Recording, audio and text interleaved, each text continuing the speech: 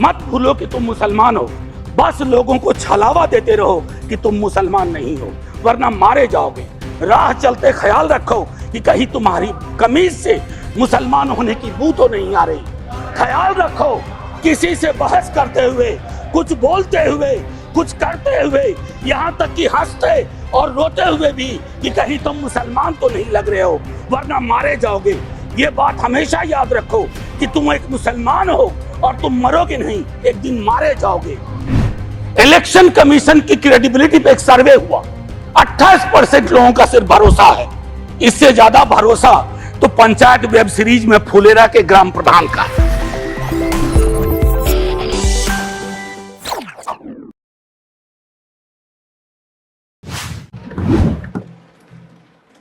Thank you Shri Subhashish Khuntia ji. Next member to speak is Shri Manoj Kumar Jha, 15 minute. जी शुक्रिया vice chairman साहब, शुक्रिया तमाम सदस्यों का जो नए चुन के आए हैं, शुक्रिया इस मैंडेट का भी जिसने दोनों पक्षों को एक संदेश दिया है। सबका शुक्रिया अदा करते हुए मैं सबसे पहली चीज कहूंगा कि महामहिम के एड्रेस को अंग्रेजी में कहते हैं एड्रेस और हिंदी में कहते हैं अभिभाषण। मैंने बीते वीकेंड पर काफी सर्च किया कि अभी उपसर्ग लगाने के पीछे मंशा क्या होगी, तो जितने मुझे तत्व मिले उससे ये लगा कि कोई बहुत बड़ी चीज होती है। मुझे स्मरण हुआ लोकसभा में प्रोफेसर हिरेन मुखर्जी थे, वो कहा करते थे कि अभिभाषण यानी प्रेसिडेंशियल एड्रेस पक्ष और विपक्ष को मिलकर लिखना चाहिए। पक्ष सिर्फ अगर लिखता है, या उस वक्त कह रहे थे हिरेन मुखर्जी, तो कोशिश ये होती है कि दृष्टिहीनों को चश्मा पकड़ा दिया जाए। हमारी कोशिश वो नहीं होनी चाहिए। मैंने पिछली दफा भी कहा था, अब कब ये बदलाव होगा मैं नहीं जानता, लेकिन इस मैंडेट को मैं सबसे पहले बोलूंगा, उसके बाद बिंदुवार कुछ चीजों पर पैरा दर पैरा जो अभिभाषण के संदर्भ थे। शुक्रिया बहुत बहुत। तो वाइस चेयरमैन साहब, मैं उन बातों का बहुत जिक्र नहीं करूंगा जो उनकी बातों में शुमार नहीं थी। अब ये मैंडेट की बहुत चर्चा हो रही है, मैं नहीं जाना चाहता हूं। किसी ने कहा अब की बार फलाना पार चिलाना पार, हमने ये कहा, लेकिन मैंडेट दोनों के लिए एक बात कहता है। उधर मैंडेट कहता है कि मैं मेरा मुझको की सीमा होती है, आत्ममुग्धता की सीमा होती है, व्यक्ति केंद्रित विमर्श की सीमा होती है, लोकतंत्र में सामूहिकता बहाल होनी चाहिए। और हमारे लिए संदेश है कि आपने जो कुछ किया शायद इनफ नहीं था। अगर हम किताब संविधान के हाथ में ले रहे हैं तो इसके पन्ना दर पन्ना, सफा दर सफा, हरफ दर हरफ हमको जीना पड़ेगा, लोगों को भरोसा दिलाना पड़ेगा। लेकिन हां, इस मैंडेट की कुछ खूबसूरत चीजें बता रहा हूं। लोकतंत्र में सामूहिकता बहाल हुई। मैंने बीते 10 वर्ष से कान तरस गए थे एनडीए सुनने को।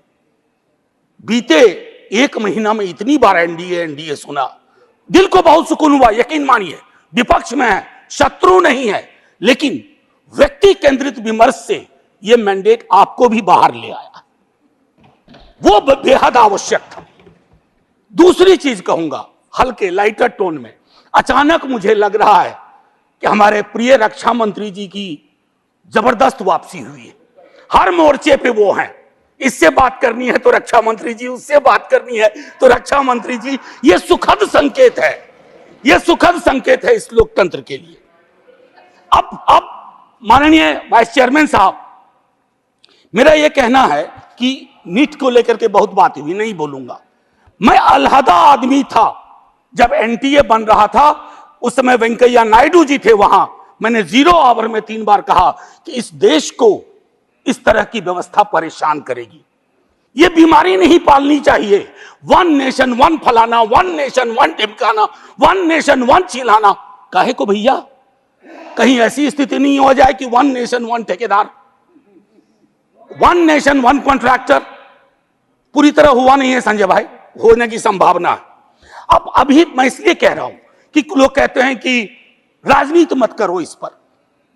मैं पूछना चाहूं कि लोगों की पीड़ा परेशानी 25-30 लाख युवाओं के सपने तहस नहस हो जाएं, आप विपक्ष से क्या उम्मीद करते हैं? आपकी ऑर्केस्ट्रा में शामिल होकर कहे साहब तेरे सुबह की जय, साहब तेरे शाम की जय।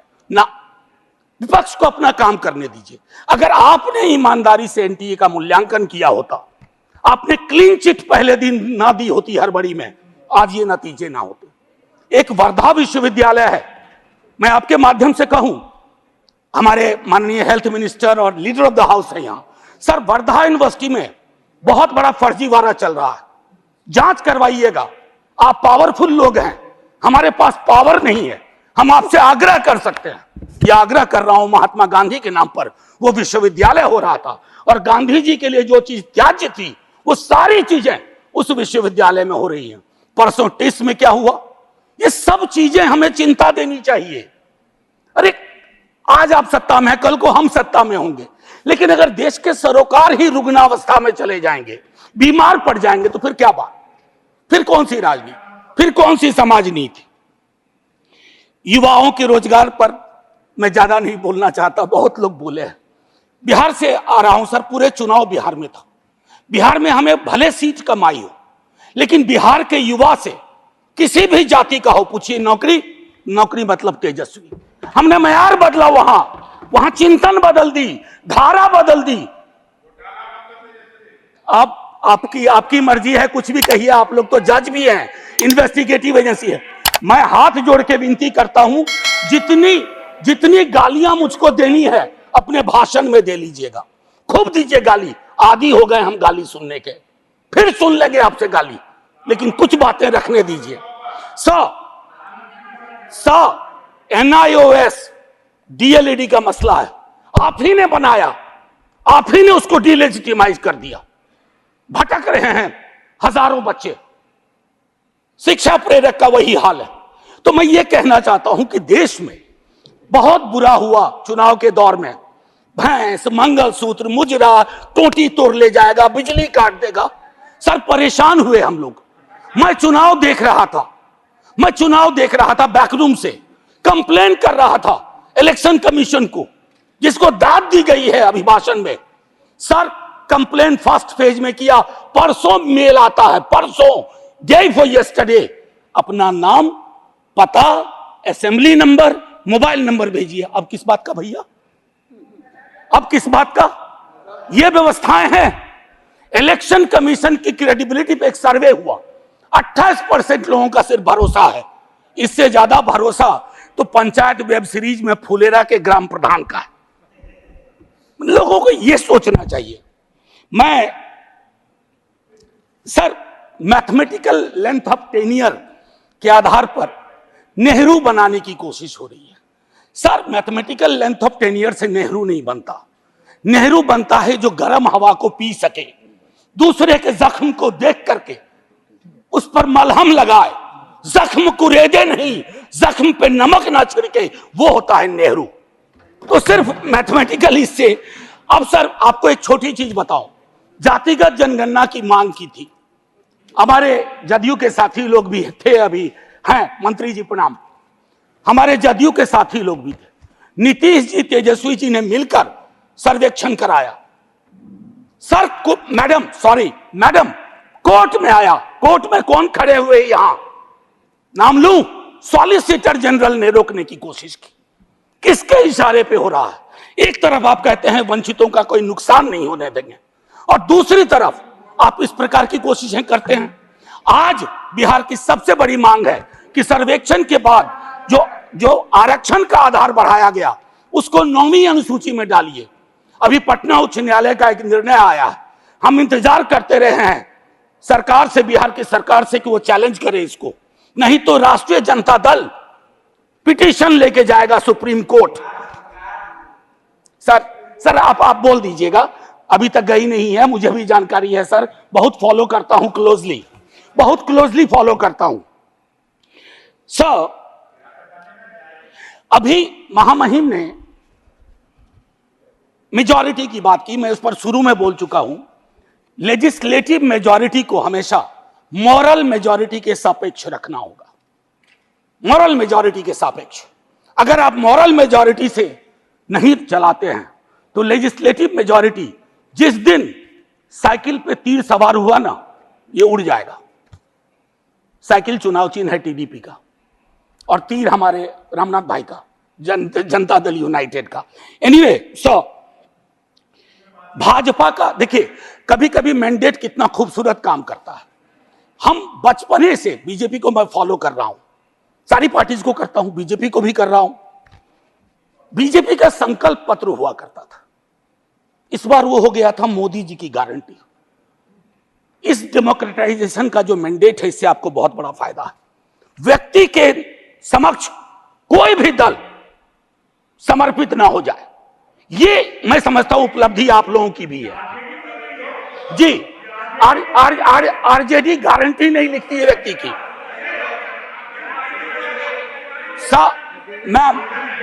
Ma'am protect me, I need your protection.